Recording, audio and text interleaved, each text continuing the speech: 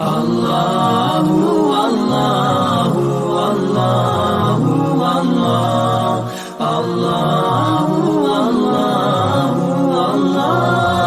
اللہ۔ السلام علیکم ورحمۃ اللہ وبرکاتہ۔ زکوٰۃ نہ دینے والوں کے لیے سخت عذاب کی وعید۔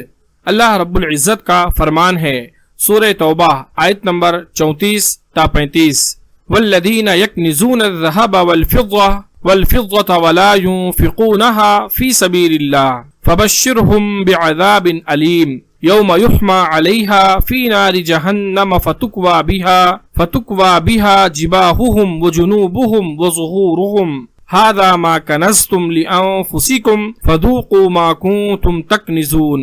اور جو لوگ سونے چاندی کا خزانہ رکھتے ہیں اور اللہ تعالی کی راہ میں خرچ نہیں کرتے، انہیں دردناک عذاب کی خبر پہنچا دیجیے، جس دن اس خزانے کو دوزخ کی آگ میں تپایا جائے گا، پھر اس سے ان کی پیشانیاں اور پہلو اور پیٹھیں داغی جائیں گی۔